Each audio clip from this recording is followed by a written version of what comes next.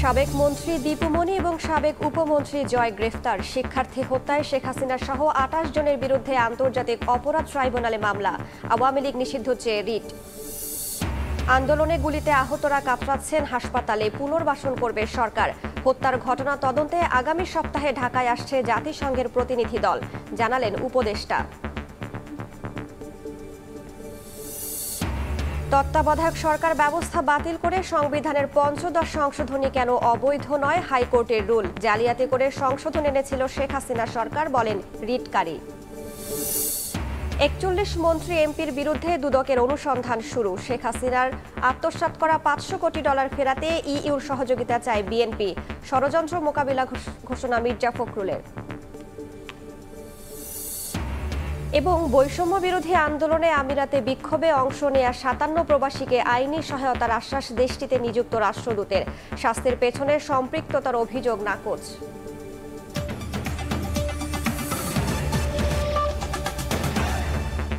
প্রবাসের সময় সঙ্গে আছি আমি রাইসা জান্নাত।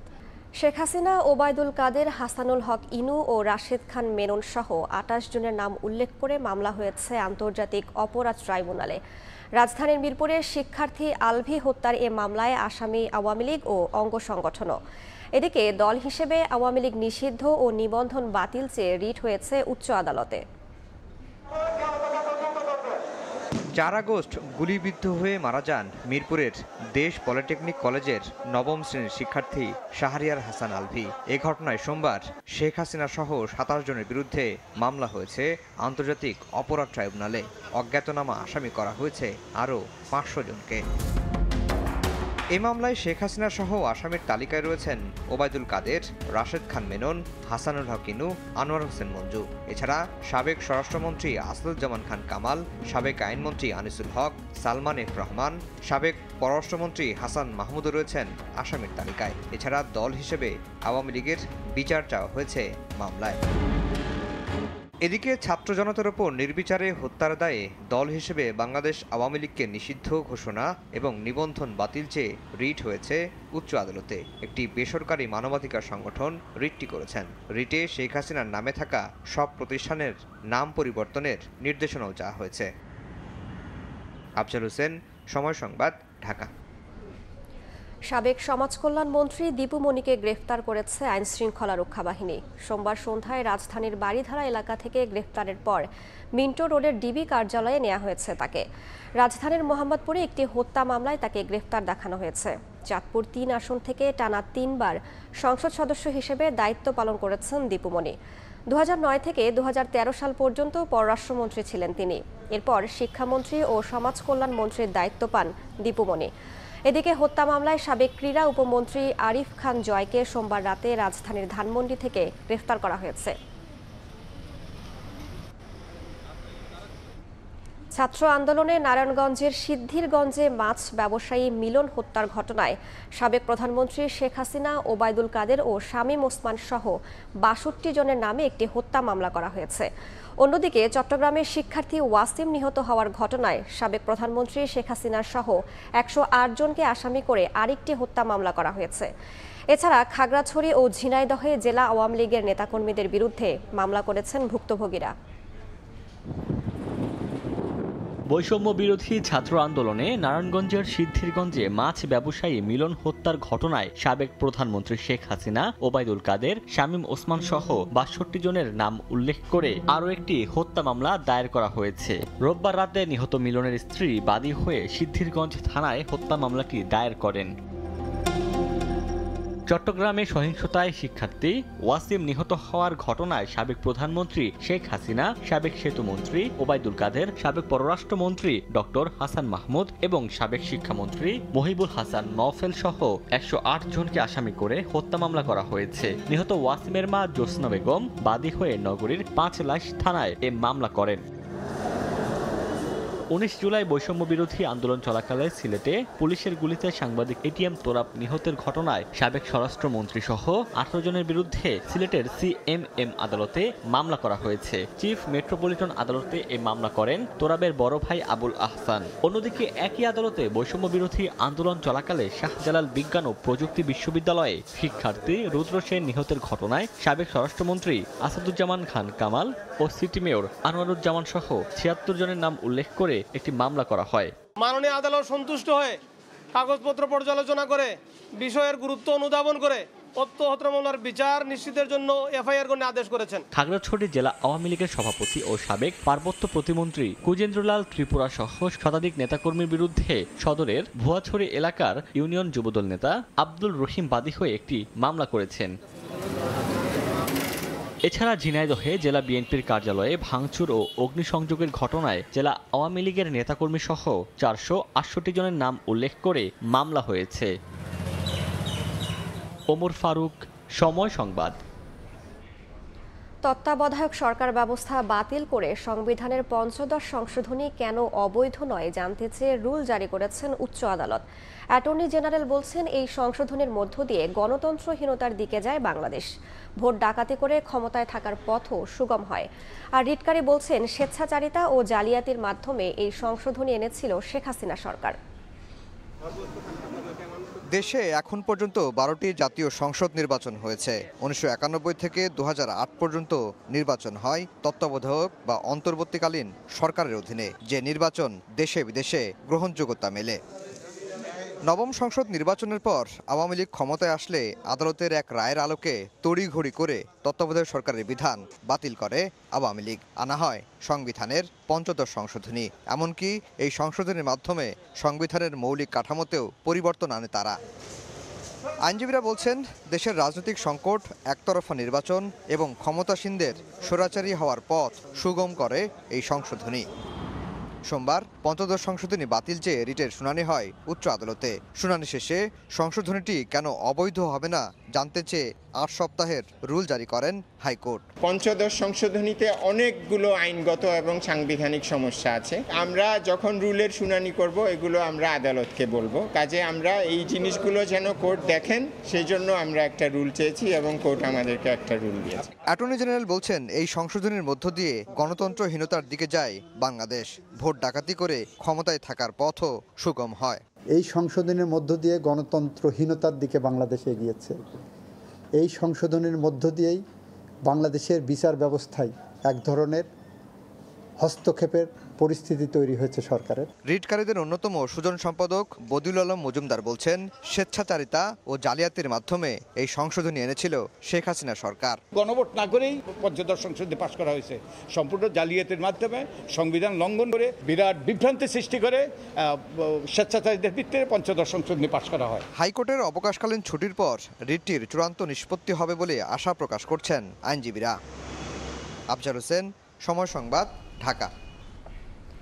আন্দোলনে আহতদের সময়ের শ্রেষ্ঠ তরুণ আখ্যা দিয়ে তাদের পুনর্বাসনের কাজ শুরুর ঘোষণা দিলেন সমাজ কল্যাণ উপদেষ্টা শারমিন এস মুর্শিদ। সোমবার সকালে ঢাকা মেডিকেল কলেজ হাসপাতালে আহতদের খোঁজ খবর নিয়ে একথা বলেন তিনি। তাদের মূলধারায় ফিরিয়ে এনে নিরাপদ জীবন নিশ্চিত করতে হবে বলেও জানান তিনি। আমাদের বাচ্চারা যারা এই যুদ্ধ করলো তাদের প্রতিষ্ঠা, তাদের পুনর্বাসন, তাদের সুস্বাস্থ্য আমাদের প্রধান দায়িত্ব। সমাজ কল্যাণ মন্ত্রণালয়ের আওতায় যত প্রকল্প আছে, যত প্রোগ্রাম আছে, সেগুলোকে আমরা এই বাচ্চাদের উপরে ফোকাস করে আমরা এখন সাজাতে যাচ্ছি। এ সময় আন্দোলনকারীদের স্মরণে রাখার জন্য যা করার সবকিছু করা হবে বলেও জানান সমাজ কল্যাণ উপদেষ্টা। আমার আসার কারণে আল আমিন তুষার, সময় সংবাদ, ঢাকা। ছাত্র আন্দোলনের সময় শিক্ষার্থী হত্যার ঘটনা তদন্ত করতে আগামী সপ্তাহে জাতিসংঘের তদন্ত দল ঢাকায় আসবে বলে জানিয়েছেন স্বরাষ্ট্র উপদেষ্টা জাহাঙ্গীর আলম চৌধুরী। সোমবার সকালে সচিবালয়ে জাতিসংঘের আবাসিক প্রতিনিধি গোয়েন লুইসের সঙ্গে সাক্ষাৎ শেষে একথা বলেন তিনি। এই পরিস্থিতিতে আমাদের কি ধরনের সাহায্য এবং সহযোগিতা করতে পারে ওই ব্যাপারে আমাদের মেইনলি আলাপটা হয়েছে। হয়তো নেক্সট উইকে আসতে পারে। রোহিঙ্গা যে একটা বড় ধরনের আমাদের একটা সমস্যা, এটা নিয়েও ওনারা আলাপ করছিলেন। 1 নম্বর প্রায়োরিটি হলো আইন শৃঙ্খলা, এগ্রিকালচার মিনিস্ট্রি হলো আমি কিভাবে প্রোডাকশন বাড়াইয়া লোকজনের খাওয়াইতে পারি বেশি। রাজধানীর হাসপাতালগুলোতে এখনও দালালের দৌরাত্ম্য রয়ে গেছে, যা দ্রুত নিরসনের দাবি জানিয়েছেন বৈষম্য বিরোধী ছাত্র আন্দোলনের সমন্বয়ক সার্জিস আলম। সোমবার রাতে পঙ্গু হাসপাতালে আহতদের দেখতে গিয়ে একথা বলেন তিনি। সমস্যার সমাধানে অন্তর্বর্তীকালীন সরকারের স্বাস্থ্য উপদেষ্টা প্রয়োজনে শিক্ষার্থীদের সহযোগিতা নিতে পারেন বলেও মত দেন সার্জিস। এছাড়া দলবদ্ধভাবে হাসপাতালে আহতদের দেখতে না যেতেও অনুরোধ করেন তিনি। সমন্বয়ক বা সহ সমন্বয়কের পরিচয় কিংবা স্টুডেন্টের পরিচয় কিংবা বিভিন্ন দলে বিভিন্ন পরিচয় আসলে আসা হচ্ছে হসপিটালগুলোতে, এবং এসে ডক্টরদেরকে চার্জ করা হচ্ছে, যারা সেখানে সেবা দিচ্ছে তাদেরকে চার্জ করা হচ্ছে। আমরা এই বিষয়টিতে আসলে আশা হতো। আমাদের এই বৈষম্য বিরোধী ছাত্র আন্দোলনের পক্ষ থেকে স্পষ্ট করে বলতে চাই যে হসপিটালের ভিতরে আপনার এই দলবদ্ধ হয়ে প্রবেশ করা একজন রোগীর জন্য আরও বেশি সংকটপূর্ণ হয়ে উঠতে পারে। আওয়ামী লীগ সরকারের 18 সাবেক মন্ত্রী, প্রতিমন্ত্রী ও 23 এমপি সহ 41 জনের বিরুদ্ধে অনুসন্ধান শুরু করেছে দুদক। একই সঙ্গে ডিবির সাবেক প্রধান হারুনুর রশিদের বিরুদ্ধে অবৈধ সম্পদ অর্জনের অভিযোগ তদন্তে মাঠে নেমেছে সংস্থাটি। শিল্পকলা একাডেমির সাবেক মহাপরিচালক লিয়াকত আলী লাকির দুর্নীতির তথ্য অনুসন্ধানে বিভিন্ন দফতরে চিঠিও দিয়েছে দুদক। ছাত্র জনতার অভ্যুত্থানে 5 আগস্ট ক্ষমতা ছেড়ে ভারতে পালিয়ে যান সাবেক প্রধানমন্ত্রী শেখ হাসিনা। 15 বছরেরও বেশি সময় ধরে চলা আওয়ামী লীগ সরকারের পতনের পর এবার একে একে সামনে আসছে তৎকালীন এমপি মন্ত্রীদের দুর্নীতির অভিযোগ। এরই মধ্যে বেশ কয়েকজন রাঘব বোয়ালের বিরুদ্ধে সুনির্দিষ্ট অভিযোগের ভিত্তিতে দুর্নীতির তদন্ত শুরু করেছে দুদক। তারই ধারাবাহিকতায় এবার সাবেক স্বাস্থ্যমন্ত্রী জাহিদ মালেক, সাবেক পররাষ্ট্রমন্ত্রী হাসান মাহমুদ, জুনায়েদ আহমেদ পলক, দীপুমণি সহ আওয়ামী লীগের সাবেক 18 মন্ত্রী, প্রতিমন্ত্রী ও 23 সাবেক সংসদ সদস্য সহ মোট 41 জনের বিরুদ্ধে অনুসন্ধান শুরু করেছে সংস্থাটি। শুধু মন্ত্রী এমপি নন, দুদকের অনুসন্ধান ও তদন্তের তালিকায় রয়েছে আওয়ামী সরকার ঘনিষ্ঠ প্রশাসনিক কর্মকর্তারাও। দুদকের তথ্যমতে ঢাকা মহানগর গোয়েন্দা পুলিশের সাবেক প্রধান হারুনুর রশিদের বিরুদ্ধে কোটি কোটি টাকার অবৈধ সম্পদ অর্জনের অভিযোগ অনুসন্ধানে মাঠে নেমেছে সংস্থাটি। সংস্থাটির উপপরিচালক জয়নাল আবেদিনের নেতৃত্বে 3 সদস্যের একটি কমিটি গঠন করা হয়েছে।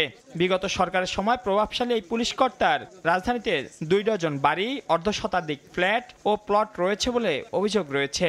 যুক্তরাষ্ট্র, দুবাই ও জেদ্দা সহ বিদেশেও অডেল সম্পদ থাকার অভিযোগও তার বিরুদ্ধে। এদিকে প্রায় 3 বছর ধরে ঝুলে থাকা শিল্পকলা একাডেমির সাবেক মহাপরিচালক লিয়াকত আলী লাকির বিরুদ্ধে দুদকের অনুসন্ধান গতি পেয়েছে। তার অবৈধ সম্পদের খোঁজে বিভিন্ন দফতরে চিঠি দিয়েছে সংস্থাটি। মাইনুল আহসান, সময় সংবাদ, ঢাকা।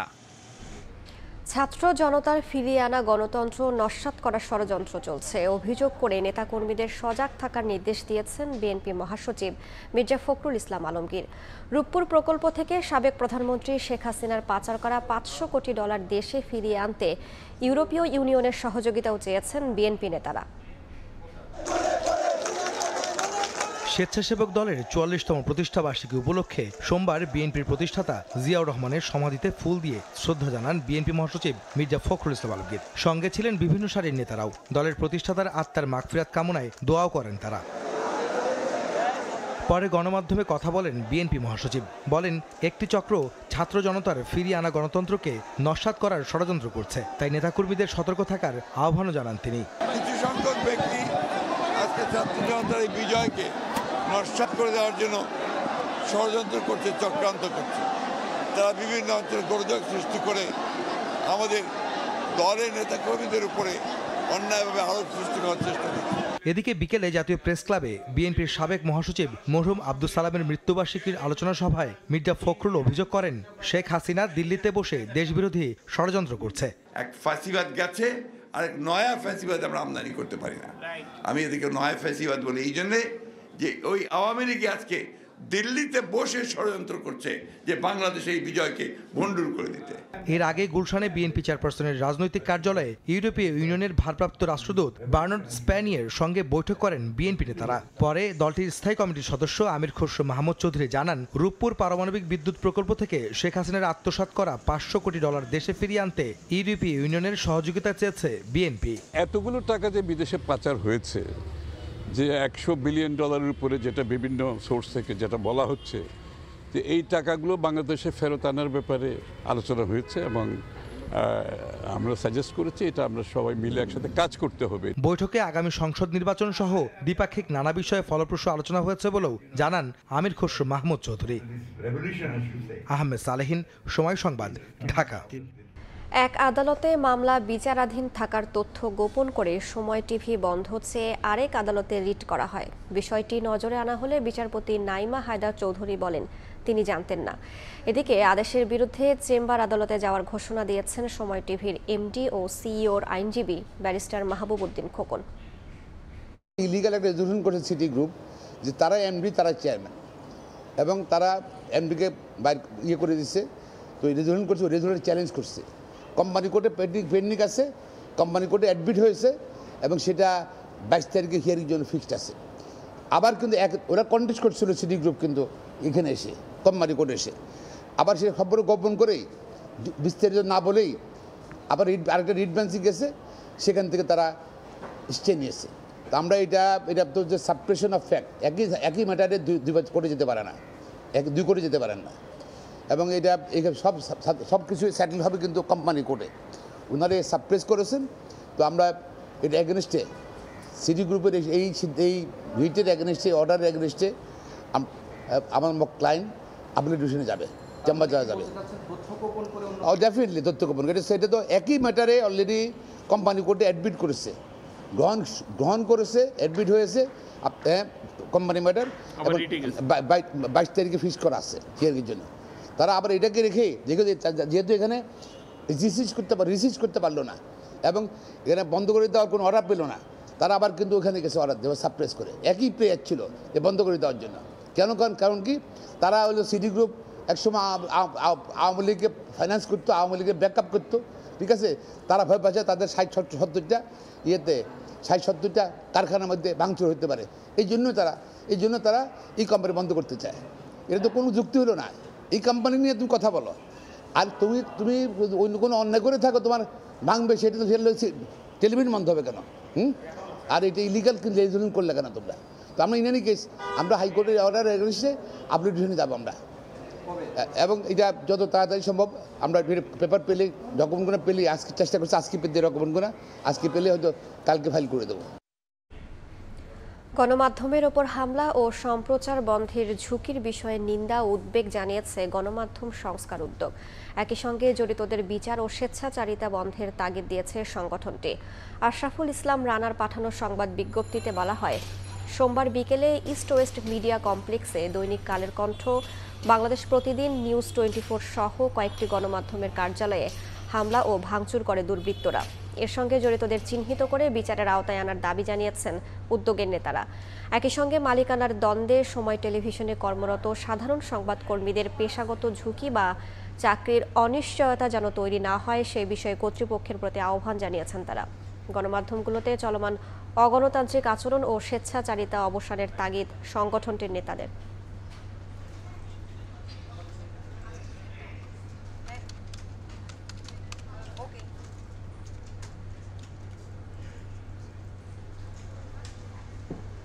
দেশের 12 সিটির মেয়রকে অপসারণ করে প্রশাসক নিয়োগ দেওয়া হয়েছে। এছাড়া 60 জেলা পরিষদ ও 494 উপজেলার চেয়ারম্যান, ভাইস চেয়ারম্যান ও মহিলা ভাইস চেয়ারম্যান এবং 323 পৌরসভা মেয়রকে অপসারণ করা হয়েছে। পুরো ব্যবস্থা সংস্কারের অংশ হিসেবে এই সিদ্ধান্ত নেওয়া হয়েছে বলে জানিয়েছেন স্থানীয় সরকার উপদেষ্টা হাসান আরিফ। গত 5 আগস্ট সরকার পতনের পর সিটি কর্পোরেশন, জেলা পরিষদ, উপজেলা পরিষদ ও পৌরসভায় আওয়ামী লীগ সমর্থিত মেয়র, চেয়ারম্যান, ভাইস চেয়ারম্যান ও কাউন্সিলররা আত্মগোপনে চলে যান। এতে নাগরিক সেবা পাওয়ার ক্ষেত্রে দেশ জুড়ে অচলাবস্থা সৃষ্টি হয়।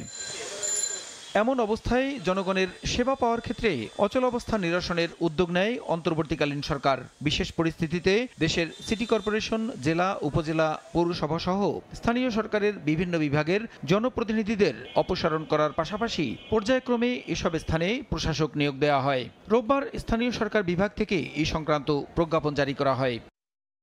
দেশের 60টি জেলা পরিষদের চেয়ারম্যান, 493 উপজেলা চেয়ারম্যান, 323 পৌর মেয়রের পদ শূন্য ঘোষণা করা হয়। এছাড়া দেশের 7টি পৌরসভায় থাকা প্রশাসককেও দায়িত্ব থেকে সরিয়ে দেওয়া হয়।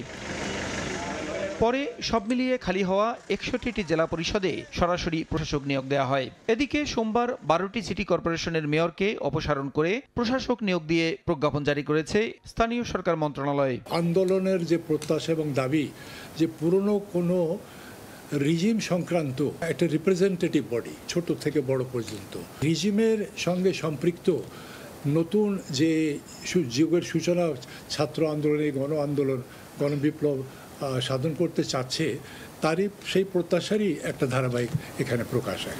সারা দেশের ইউনিয়ন পরিষদের কার্যক্রম খতিয়ে দেখে প্রয়োজনে সেখানেও জনপ্রতিনিধিদের সরিয়ে দেওয়ার পাশাপাশি যথাযথ ব্যবস্থা নেওয়া হবে বলে জানান স্থানীয় সরকার উপদেষ্টা। প্রয়োজনের তাগিদে যদি কোনো পদক্ষেপ নিতে হয় সেটা সেভাবে নেওয়া হবে। প্রসূন আশিস, সময় সংবাদ, ঢাকা।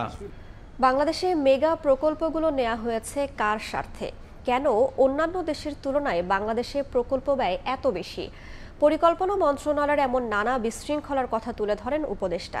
জানিয়েছেন, প্রয়োজন বিবেচনা করে কিছু ক্ষতি মেনে নিয়েই বাদ দেয়া হবে চলমান যে কোনো প্রকল্প।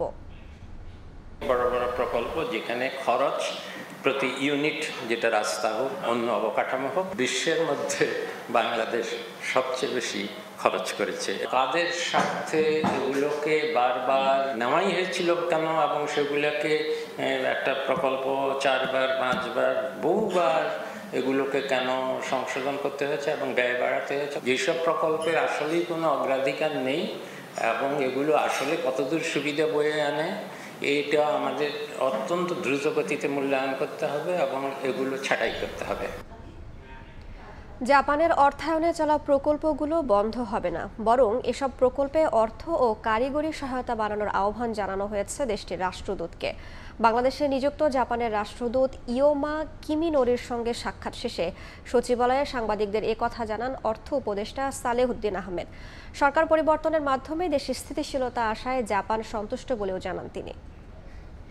উনি বললেন যে আমরা তোমাদের ব্যাপারে এখন উই আর হ্যাপি, আমি ওদের স্টেবিলিটি ফিরে আসছে, কিছুটা এসেছিল কয়েকদিনের জন্য, এখন স্টেবিলিটি তোমরা এসে আর রিফর্মের কথা বলছে। বলে যে we are very happy about the project যেগুলো আছে সেইগুলো তারা অ্যাসুরেন্স চাচ্ছে। আমি বলছি এইগুলি চলবে এবং সেই ব্যাপারে তারা গিভেন দ্য অ্যাসুরেন্স। আমরা বলেছি বাজেট সাপোর্ট দেওয়ার জন্য কিছু, ওটা ডিসাইড না করা। কতগুলি প্রকল্প আমরা বলেছি যেগুলো আছে সেগুলো দ্রুত যেন অর্থ ছাড় করে, বিশেষ করে আমার ব্যবসা বাণিজ্য কর্মসংস্থান এগুলো কিন্তু অনেক হেল্প করবে। রেলের টিকিট কালোবাজারিতে রেলের লোকজনই জড়িত উল্লেখ করে তা দূর করতে টাস্ক ফোর্স গঠন করা হবে বলে জানিয়েছেন রেল উপদেষ্টা মোহাম্মদ ফাউজুল কবির খান। দায়িত্ব গ্রহণের পর রেলপথ মন্ত্রণালয়ে প্রথম কর্মদিবসে সাংবাদিকদের কথা বলেন তিনি। উপদেষ্টা জানান, রেলের বেহাত হওয়া জমি উদ্ধারেও কাজ করবে টাস্ক ফোর্স। রেলকে লাভজনক প্রতিষ্ঠানে পরিণত করতে ব্যয় সংকোচন নীতি গ্রহণের পরামর্শ দিয়ে দুর্নীতির বিরুদ্ধে জিরো টলারেন্স ঘোষণা করেন তিনি। রেলপথ মন্ত্রণালয়ের উপদেষ্টা হিসেবে দায়িত্ব গ্রহণের পর সোমবার প্রথমবারের মতো মন্ত্রণালয়ে আসেন মোহাম্মদ ফাউজুল কবির খান। শুরুতেই তিনি ভবনের কর্মকর্তাদের সঙ্গে মতবিনিময় সভা করেন। সেখান থেকে রেলের বর্তমান অবস্থা, সমস্যা ও সম্ভাবনা সম্পর্কে ধারণা নেন। স্বল্প সময়ের মিটিং শেষে উপদেষ্টা মুখোমুখি হন সাংবাদিকদের। ফাউজুল কবির খান জানান, রেলের টিকিট কালোবাজারিতে রেলের লোকেরাই জড়িত। কালোবাজারি ঠেকাতে টাস্কফোর্স গঠনের ঘোষণা দিয়ে তিনি বলেন, রেলের দখল করা জমি উদ্ধারেও কাজ করবে মনিটরিং টিম। প্রথম জিনিসটা হচ্ছে রেলের টিকিট পায় না, কাউন্টারে গেলে টিকিট পায় না, কিন্তু আবার ইয়েতে গেলে উঠলে টিকিট পায়। রেলেরই সঙ্গে জড়িত কতগুলো ফিকটিশিয়াস আইডি, ফিকটিশিয়াস নাম্বার নিয়ে, ফোন নাম্বার দিয়ে এরা এই টিকিটগুলো নিয়ে রাখে। তো এখন আমি বলছি যে একটা টাস্ক ফোর্স করতে। সাংবাদিকদের প্রশ্নের জবাবে উপদেষ্টা জানান, রেলের দুর্নীতি বন্ধে বদ্ধপরিকর অন্তর্বর্তী সরকার। কোনো কর্মকর্তা দায়িত্ব পালনে ব্যর্থ হলে সঙ্গে সঙ্গে তাকে সরিয়ে দেয়া হবে। আপনি যদি পাবলিক এক্সপেকটেশন, আপনাদের এক্সপেকটেশন যদি মিট করতে পারেন, আপনাকে চলে যেতে হবে। Will find out somebody will do it. DG সাহেবকে বলবো যে আপনি যদি প্রত্যাশা পূরণ করতে না পারেন, আপনি ইউ হ্যাভ টু লিভ। আমি যদি জনপ্রত্যাশা পূরণ করতে, আমাকে কেউ বলতে হবে না, আমি নিজেই চলে যাবো। লোকসানি প্রতিষ্ঠান থেকে রেলকে লাভজনক খাতে পরিণত করতে কার্যক্রম গ্রহণ করা হবে জানিয়ে ফাউজুল কবির খান জানান, এজন্য শুরুতে ব্যয় সংকোচন নীতি গ্রহণ করা হবে। ব্যয় সংকোচনমূলক প্রস্তাব দিতে হবে, কারণ আপনার যদি আয় না থাকে আপনি কী করবেন? আপনি খরচ কমাবেন। তো ওই জন্য খরচ কমানোর জন্য একটা প্রস্তাব দেওয়া যায়, এবং এটা প্রত্যেক ইয়েতে বলা আছে। এখনো বন্ধ রয়েছে ভারত বাংলাদেশ আন্তদেশীয় রেল যোগাযোগ। এ ব্যাপারে দৃষ্টি আকর্ষণ করা হলে উপদেষ্টা জানান, ভারতের সিদ্ধান্তেই বন্ধ রয়েছে, চালুর ব্যাপারে এখনো ভারতের সাড়া পাওয়া যায়নি। নাজমুস সালেহী, সময় সংবাদ, ঢাকা। ছাত্ররা গেলে 1000 আর সাধারণ মানুষ গেলে 3000। চট্টগ্রামে অ্যাম্বুলেন্স নিয়ে চলছে রমরমা ব্যবসা। অভিযোগ পেয়ে শিক্ষার্থী, সেনাবাহিনী ও ভোক্তা অধিকার সংরক্ষণ অধিদপ্তর অভিযান চালিয়ে সতর্ক করেন ব্যবসায়ীদের। পাশাপাশি বেশি দাম ও মেয়াদোত্তীর্ণ ওষুধ পাওয়ায় 2 ব্যবসায়ীকে 2.5 লাখ টাকা জরিমানা করা হয়। এখান থেকে নিউ মার্কেট যেতে 3000 টাকা চাইলো, মানে লাশের গাড়ি। আমরা যখন গিয়ে এইসব আইডি কার্ড খুলে নর্মালভাবে গিয়ে জিজ্ঞেস করলাম, তখন আমাদেরকে 1200-1500, আমাদেরকে 1200-1500 বলতেছে। যখন একজন লাশ বের করতে চায়, ওদের ওরা অ্যাম্বুলেন্স সমিতিরা বেশিরভাগ বলতে চায় ওদের এখান থেকে লাশবাহী গাড়ি দিতে পারবে। ছাত্র জনতার গণঅভ্যুত্থানের পর শিক্ষার্থীরা নানা অনিয়ম, দুর্নীতি তদারকিতে মাঠে থাকলেও অ্যাম্বুলেন্স ব্যবসায়ীদের সিন্ডিকেটের রমরমা ব্যবসা বন্ধ হয়নি। এমন বাস্তবতায় অ্যাম্বুলেন্সের ভাড়া তদারকিতে চট্টগ্রাম মেডিকেলের সামনে অভিযান চালায় শিক্ষার্থী, সেনাবাহিনী, জাতীয় ভোক্তা অধিকার সংরক্ষণ অধিদপ্তর ও সিভিল সার্জন। আমাদের সমন্বয় একটা বিষয় আছে, তো এটা আমি যেটা শুনলাম ওইটা নাকি আজকে নাকি একটা মিটিং আছে, ওই মিটিংয়ে এটা নির্ধারণ করা হবে। এটা আপনাদের চাওয়া হইতে পারে না, এটা আমাদের চাওয়া। তাইলে উনারা আসে আমাদেরকে কেউ কিছু বলার এখতিয়ার রাখবে না, আমরা সেটা চাই। এর আগে অনিয়ম তদারকিতে দলটি অভিযান চালায় বিভিন্ন ফার্মেসিতে। মেয়াদোত্তীর্ণ, অবৈধ ও বিদেশি ওষুধ সহ নানা অনিয়ম পাওয়ায় 2 ব্যবসায়ীকে 2.5 লাখ টাকা জরিমানা করা হয়, ধ্বংস করা হয় ওষুধ।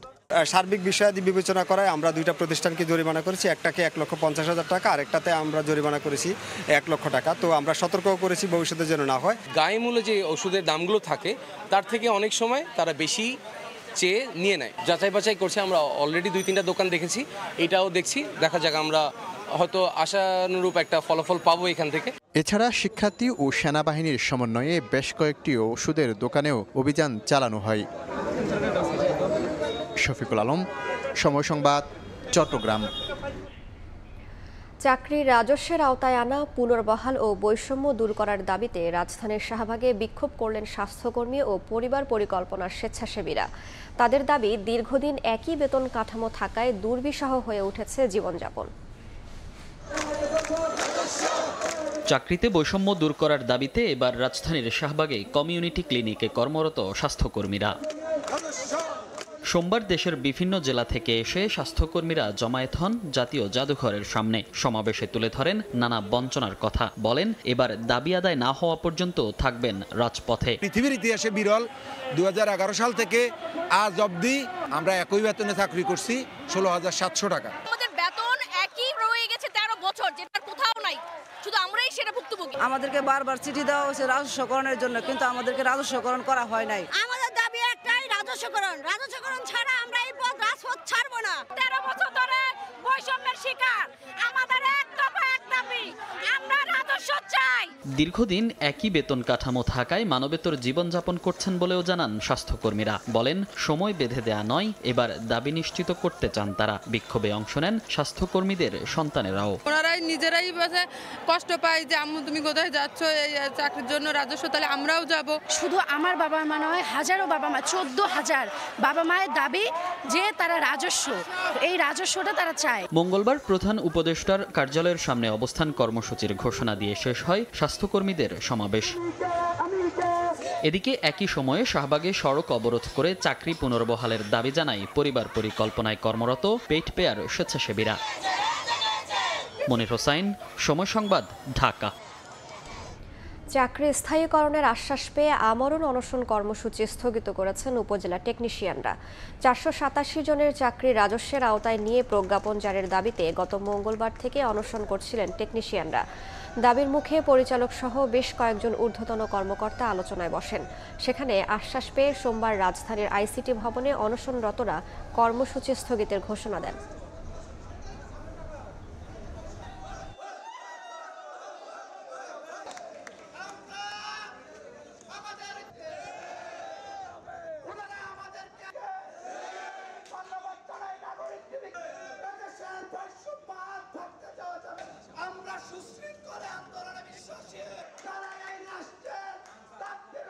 আজ হচ্ছে কাল হচ্ছে, আমাদের কিন্তু অনেক পেপারস আছে, দেখবেন যে চাকরি না হওয়ার কোনো কারণই খুঁজে পাই না আমরা। নিয়োগ বিধি বাতিল করে আমাদের সরাসরি নিয়োগ দেওয়ার জন্য মহামান্য হাইকোর্ট আমাদের রায় দেয়। চাকরির যেই স্থায়ী করার বিষয় সেটা আশ্বস্ত হয়ে আমরা সাময়িকভাবে আমাদের অনশন স্থগিত করেছি। আইসিটি বিভাগের সচিব মহোদয়কে আমরাই রিকোয়েস্ট করব যাতে এটার সমাধানটা খুব দ্রুত করা যায়। বেওয়ারিশ হিসেবে সোহরাওয়ার্দী মেডিকেলের মর্গে থাকা 3টি লাশের পরিচয় শনাক্ত হয়েছে। পরে সেগুলো পরিবারের কাছে হস্তান্তর করেছে হাসপাতাল কর্তৃপক্ষ। বৈষম্য বিরোধী আন্দোলনের ছাত্ররা জানান, সময় সংবাদের মাধ্যমে বেওয়ারিশ লাশের খবর পেয়ে পরিচয় শনাক্তের কাজে নামেন তারা। এ সময় জানা যায় 5 আগস্ট নিহত দুজনের লাশ বেওয়ারিশ হিসেবে সাভার ও গাজীপুর থেকে সোহরাওয়ার্দী মেডিকেলে আনা হয়। অপর লাশটি ধানমন্ডি 32 নম্বরে নিহত 13 বছরের এক শিশুর। গত বৃহস্পতিবার এটা মিডিয়াতে প্রকাশ হওয়ার পরে আমরা শনিবারের দিনে আমরা 2টা লাশের ওয়ারিশ খুঁজে পাই। সুনামগঞ্জের যে লাশটা পাওয়া গেছে তাকে গাজীপুরে পাওয়া যায় এবং আপনার শরীয়তপুরের যে লাশটা পাওয়া যায় তাকে সাভারে পাওয়া যায়, সাভারে। আর যে বাচ্চাটা আমাদের কালকে শনাক্ত করেছে সেই বাচ্চাটার লাশ আমরা এসে ধানমন্ডি 32 নম্বরের বাড়িতে আগুনে দগ্ধ অবস্থায় এসেছে। 3-4টা পরিবার এসে বলে এটা আমার বাচ্চা। 80% এক পরিবারের সাথে আমরা মিল পাওয়াতে তাদেরকে বিষয়টা দাফন করি এবং আমরা ওই লাশের ডিএনএ স্যাম্পলটা কালেক্ট করে রেখে দিয়েছি। র‍্যাব 10-এর কার্যালয় থেকে লুট হওয়া অস্ত্র ও গুলি উদ্ধার করে সংস্থাটির কাছে হস্তান্তর করেছে সেনাবাহিনী। সোমবার সকালে নরসিংদী ক্যাম্পের দায়িত্বে থাকা সেনাবাহিনীর 28 ইস্ট বেঙ্গল রেজিমেন্টের অধিনায়ক লেফটেন্যান্ট কর্নেল মোহাম্মদ ফাহিম মাহবুব উদ্ধারকৃত অস্ত্র ও গোলাবারুদ হস্তান্তর করেন। এর মধ্যে 7টি অত্যাধুনিক অস্ত্র ও 4000 রাউন্ড বিভিন্ন ধরনের গোলাবারুদ আছে বলে নিশ্চিত করেছেন র‍্যাব 10-এর এএসপি এম.জে. সোহেল। আশেপাশে বিশেষ অভিযান পরিচালনা করে বিপুল পরিমাণ অস্ত্র এবং গোলাবারুদ আমরা উদ্ধার করি। তার মধ্যে যা আপনাদের সামনে আছে টোটাল 60 বিভিন্ন ধরনের অত্যাধুনিক অস্ত্র এবং প্রায় 4000 রাউন্ড বিভিন্ন ধরনের গোলাবারুদ আমরা গত 5 তারিখে উদ্ধার করে এই নরসিংদী জেলায় নিয়ে আসি। এটা 28 ইস্ট বেঙ্গল রেজিমেন্ট বাংলাদেশ সেনাবাহিনীর একটি অত্যন্ত গুরুত্বপূর্ণ অভিযান ছিল। তো আজকে র‍্যাব 10-এর পক্ষ থেকে তাদের সদস্যরা এসছেন অস্ত্রগুলো বুঝে নেওয়ার জন্য। সাগরে লঘুচাপের কারণে দেশের বিভিন্ন স্থানে থেমে থেমে বৃষ্টি হচ্ছে। কোথাও কোথাও সৃষ্টি হয়েছে জলাবদ্ধতা। উপকূলীয় এলাকায় ঝোড়ো হাওয়া বয়ে যাওয়ার শঙ্কায় সমুদ্র বন্দরগুলোতে 3 নম্বর স্থানীয় সতর্ক সংকেত দেখিয়ে যেতে বলা হয়েছে। কখনো মুষলধারে আবার কখনো গুড়ি গুড়ি বৃষ্টি। পটুয়াখালীতে থেমে থেমে মাঝারি থেকে ভারী বৃষ্টিপাত হচ্ছে। এতে জনজীবনে ভোগান্তির সৃষ্টি হয়েছে। খালবিলে পানি জমে জলাবদ্ধতার সৃষ্টি হয় দুশ্চিন্তায় পড়েছেন আমন ও সবজি চাষিরা। উপকূলীয় এলাকায় ঝড়ো হাওয়া বয়ে যাওয়ায় পটুয়াখালীতে 3 নম্বর স্থানীয় সতর্ক সংকেত দেখিয়ে যেতে বলা হয়েছে। এ সময় মাছ ধরার ট্রলারসমূহকে উপকূলের কাছাকাছি থেকে সাবধানে চলাচল করতে বলা হয়েছে। এদিকে রোববার রাত থেকে শুরু হয়ে সোমবার পর্যন্ত থেমে থেমে বৃষ্টি হয় বরিশালে। শহরের সড়কগুলো পানিতে টইটুম্বুর। অলিগলি সহ প্রধান প্রধান সড়কে হাঁটু পানি। বটতলা, কালীবাড়ি রোড, বগুড়া রোড ও শীতলাখোলা সহ প্রায় সব এলাকায় জলাবদ্ধতা তৈরি হয়েছে। বাসাবাড়িতে পানি ঢুকে পড়েছে। এতে চরম দুর্ভোগে নগরবাসী। রাস্তার অনেক কিছু জায়গায় সমস্যা, পানি অনেক বেশি। রাস্তায় অনেক পানি, সেই জন্য আমি স্কুলে আসতে পারি না। বাসায় অনেক পানি উঠছে, চুলা টুলা ভেঙে গেছে। অনেক কাউন্সিলর আইছে, কাউন্সিলর গেছে, মেয়র আইছে, 2বার মেয়র চলে গেছে, কিন্তু রাস্তা একই অবস্থা রয়ে গেছে। এদিকে ঝিনাইদহে টানা বৃষ্টিতে সকাল থেকে জেলা বা উপজেলা শহরে মানুষের উপস্থিতি কমে গেছে। সবথেকে বেশি বিপাকে পড়েছেন নিম্ন আয়ের খেটে খাওয়া মানুষ। কাজ না থাকায় অলস সময় পার করছেন অনেকেই। জীবিকার তাগিদে অনেকে আবার বৃষ্টিতে ভিজেই কাজ করছেন। আবহাওয়া অধিদপ্তরের তথ্যমতে চট্টগ্রাম, কক্সবাজার, মোংলা, পায়রা বন্দরে 3 নম্বর স্থানীয় সতর্ক সংকেত দেখিয়ে যেতে বলা হয়েছে। কনক আজাদ, সময় সংবাদ। বৈষম্য বিরোধী ছাত্র আন্দোলনের সময় সংযুক্ত আরব আমিরাতে বিক্ষোভে অংশ নেয়া 57 প্রবাসী বাংলাদেশিকে আইনি সহায়তা দেওয়া হবে বলে জানিয়েছেন দেশটিতে নিযুক্ত রাষ্ট্রদূত। এসব প্রবাসীদের গ্রেফতার কিংবা তাদের শাস্তির পেছনে কনসুলেটের সম্পৃক্ততা থাকার অভিযোগ উড়িয়ে দিয়েছেন কনসাল জেনারেল। শিবরিয়াল সাদেকের রিপোর্ট। বৈষম্য বিরোধী ছাত্র আন্দোলনের সমর্থনে গেল 19 জুলাই সংযুক্ত আরব আমিরাতে কয়েক হাজার প্রবাসী বাংলাদেশি বিক্ষোভ করেন। এই ঘটনার পর দেশটির আদালত 57 বাংলাদেশিকে বিভিন্ন মেয়াদে সাজা প্রদান করেন। গ্রেপ্তার হওয়া এসব প্রবাসীকে আইনি সহায়তা দিতে বাংলাদেশের পররাষ্ট্র মন্ত্রণালয় থেকে আমিরাতে যোগাযোগ করা হয়েছে বলে জানিয়েছেন দেশটিতে নিযুক্ত রাষ্ট্রদূত আবু জাফর। আমাদের পররাষ্ট্র উপদেষ্টা যিনি আছেন প্রেস কনফারেন্সে বলেছেন যে দুই দেশের উচ্চ পর্যায়ে কথা বলার পদক্ষেপ নেওয়া হয়েছে, আমরা সেগুলো নিয়ে কাজ করছি। এদিকে 57 প্রবাসী গ্রেপ্তারের পেছনে দুবাইয়ে নিযুক্ত কনসাল জেনারেলের ইন্ধন রয়েছে এই মর্মে বক্তব্য দেন কয়েকজন আইনজীবী। তবে এসব বক্তব্যকে ভিত্তিহীন বলে উল্লেখ করেছেন consul general BM Jamal Hossain. অনেকে বলেছেন যে এখানে বাংলাদেশ কনসুলেট জেনারেল সহযোগিতা করে নাই বা তালিকা দিয়েছে, এই বিষয়গুলো একেবারেই ভিত্তিহীন, কারণ এটির কোনো সুযোগই নেই। কারণ হচ্ছে এখানে তালিকা দেওয়ার কোনো সুযোগই নেই, কারণ তারা কাদেরকে অ্যারেস্ট করেছে এটা শুধু তারাই জানে, এটা তো আমাদের পক্ষে জানার সুযোগই নেই। গ্রেপ্তার হওয়া এইসব বাংলাদেশিকে মুক্ত করার বিষয়ে আইনগত সহায়তা দিতে আমিরাতে কাজ করছেন ইলোরা আফরিন নামে এক বাংলাদেশি আইনজীবী। তিনি জানান, সাজাপ্রাপ্ত বাংলাদেশিদের পক্ষে আপিল করতে আর মাত্র 2 দিন সময় রয়েছে। সরকারের কাছ থেকে আমার আবদার থাকবে যে যথাযথ কর্তৃপক্ষ যেন অবশ্যই এখানে ফরেন মিনিস্ট্রি হোক, আমাদের মাননীয় অ্যাডভাইজার, ওনারা যদি এখানে ডিপ্লোম্যাটিক কানেকশনটা ইউজ করে যদি এটার একটা নেগোসিয়েশন আসতে পারে, আমার মনে হয় অনেক ইজি হবে সবার জন্য। এবং যারা এতদিন ধরে আজ প্রায় 1 মাস ধরে জেলে কাস্টাডিতে, এরা জানে না কোথায় কি করবে, কিভাবে করবে। তো সবকিছু মিলে আমার মনে হয় যে হাই টাইম যে এই জায়গা থেকে সরকারি ইন্টারভেনশনটা দরকার। বাংলাদেশের সঙ্গে সংযুক্ত আরব আমিরাতের বন্ধুত্বপূর্ণ সম্পর্ক দীর্ঘদিনের। দেশটিতে বসবাসরত প্রবাসীরা বলেছেন, দণ্ডপ্রাপ্তদের বিষয়টি নিয়ে আইনি লড়াই না করে কূটনীতিকভাবে সমাধানের চেষ্টা চালানো উচিত। শিবলাল সাদিক, সময় সংবাদ, সংযুক্ত আরব আমিরাত। কলকাতার নিউ টাউনে রহস্যজনকভাবে খুন হওয়া সাবেক এমপি আনার হত্যা মামলার চার্জশিট দিয়েছে সিআইডি। রাজ্যটির উত্তর 24 পরগনা জেলার বারাসাত আদালতে দাখিল করা হয়। 2 আসামি কসাই জিহাদ হাওলাদার ও মোহাম্মদ সিয়ামকে অভিযুক্ত করা হয়েছে। চার্জশিটে হত্যার কারণ সম্পর্কে কোনো তথ্য দিতে পারেনি সংস্থাটি। কলকাতা থেকে বিস্তারিত জানাচ্ছেন সুব্রত আচার্য। 1200 পৃষ্ঠার অভিযোগপত্রে তদন্তকারী সংস্থা সিআইডি সাবেক এমপি আনার হত্যার ঘটনায় অন্যতম 2 আসামি কসাই জিহাদ হাওলাদার ও মোহাম্মদ সিয়ামকে অভিযুক্ত করেছে। একই সঙ্গে হত্যা করার আগে এবং পরে কিভাবে আনারের মরদেহ লোপাট করা হয় এরও বিবরণ তুলে ধরেছেন সিআইডির তদন্তকারী কর্মকর্তা। ভারতের প্রচলিত আইন অনুযায়ী ঘটনার 90 দিনের মধ্যে তদন্তকারী সংস্থাকে অভিযোগপত্র দাখিল করতে হয়। আনার হত্যা মামলার অভিযোগপত্র 87 দিনের মাথায় পেশ করা হলো। সিআইডি সূত্রের খবর, উত্তর 24 পরগনা জেলার বারাসাত আদালতে দাখিল করা চার্জশিটে তদন্তকারী সংস্থা হত্যার কারণ নিয়ে কোনো ধরনের তথ্য দিতে পারেনি। চলতি বছরের 12 মে গেদে সীমান্ত দিয়ে ভারতে প্রবেশ করেছিলেন ঝিনাইদহ 3 আসনের সাবেক সংসদ সদস্য আনার। 13 তারিখ নিখোঁজ হন তিনি।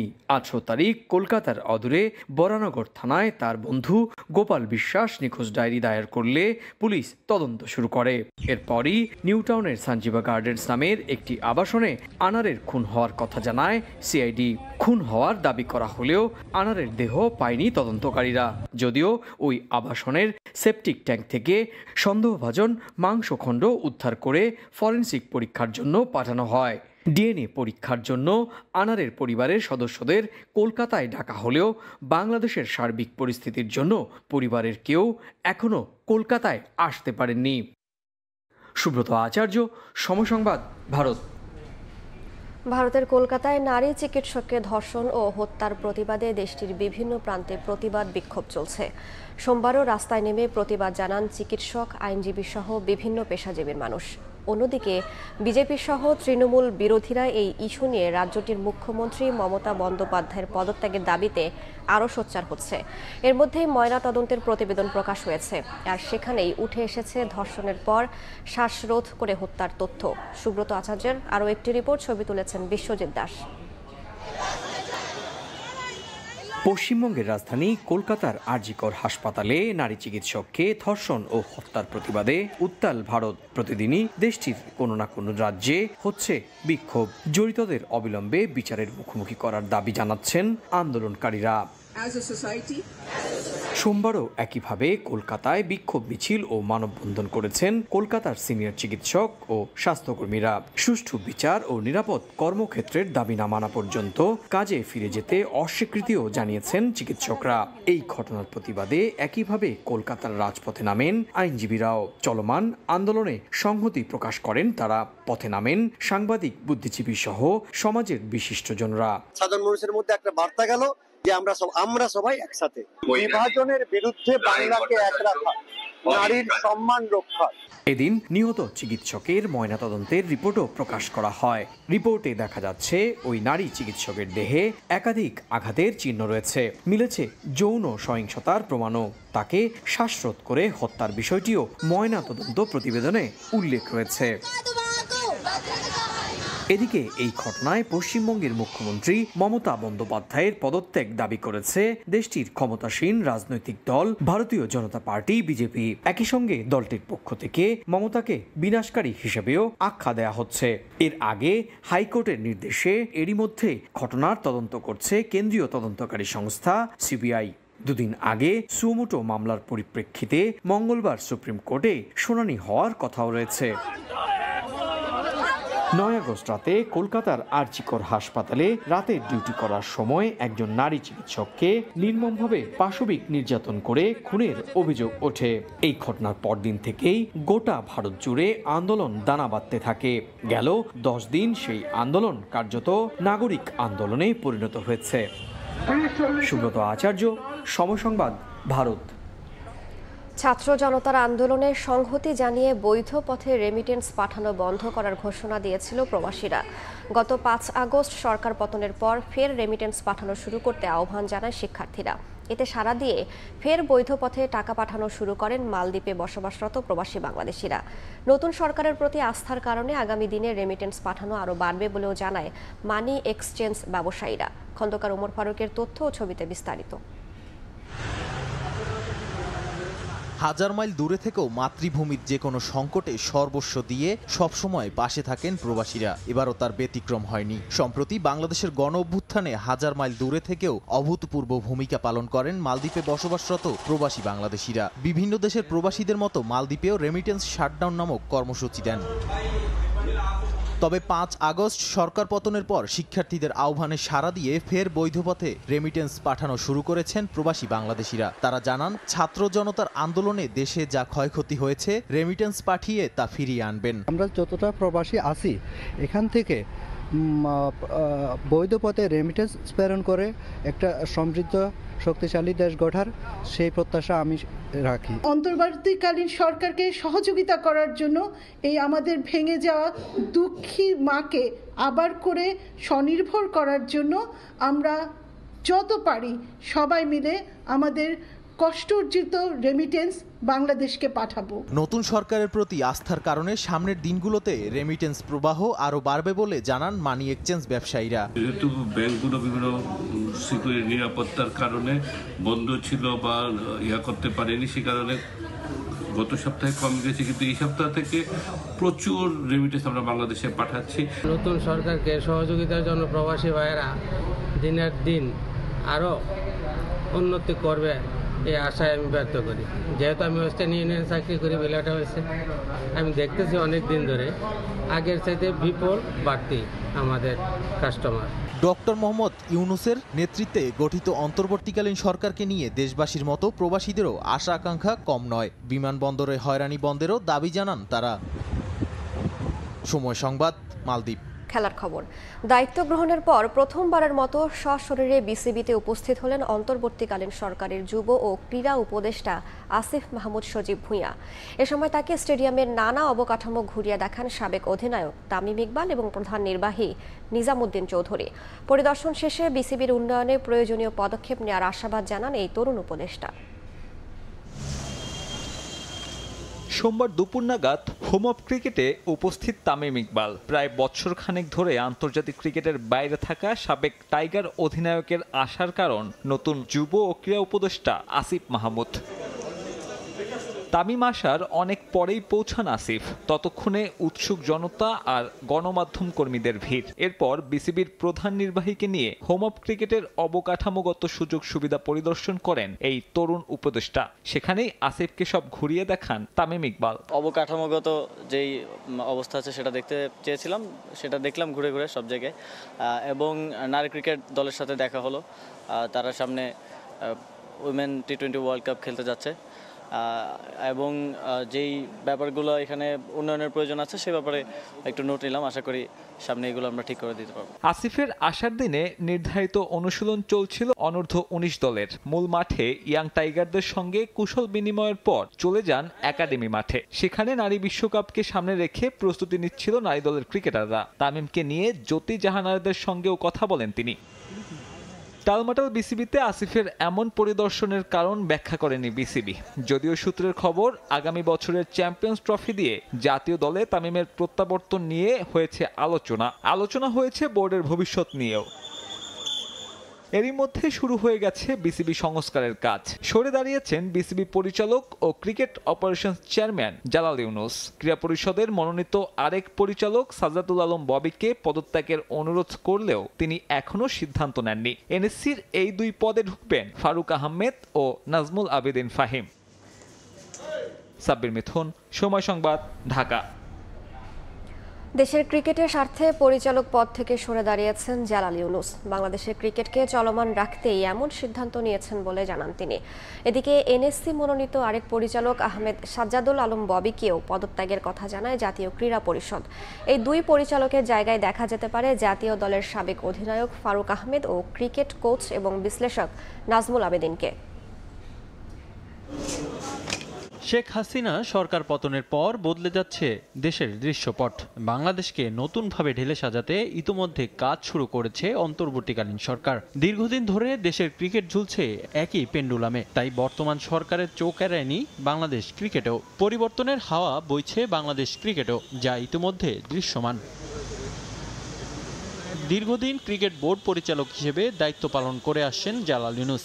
এবার বিসিবি পরিচালকের পদ থেকে পদত্যাগ করেছেন তিনি। বর্তমান ক্রিকেট বোর্ডে ক্রিকেট পরিচালনা প্রধানের দায়িত্বে আছেন তিনি। তার পদত্যাগপত্র জাতীয় ক্রীড়া পরিষদে পাঠিয়েছেন জালাল। দেশের ক্রিকেটের স্বার্থে বোর্ডের সঙ্গে দীর্ঘদিনের সম্পর্ক ছিন্ন করেছেন বলে সময় টেলিভিশনকে জানান ইউনুস।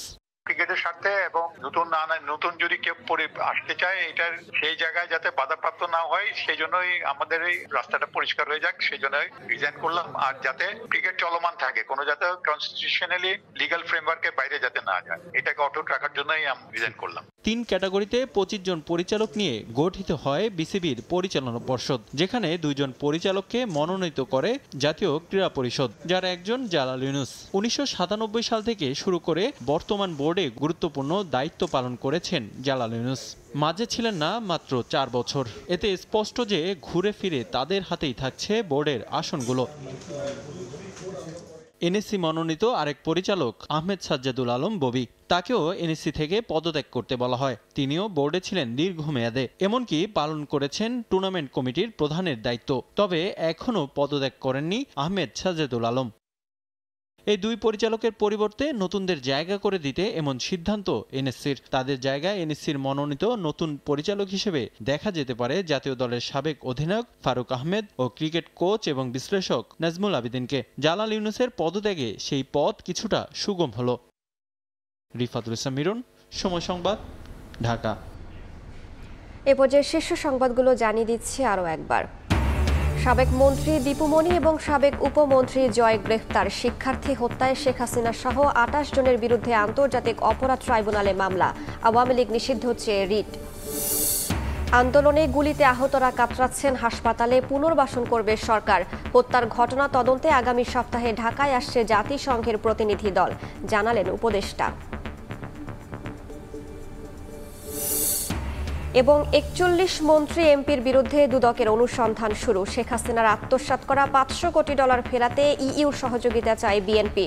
ষড়যন্ত্র মোকাবিলার ঘোষণা মির্জা ফখরুলের।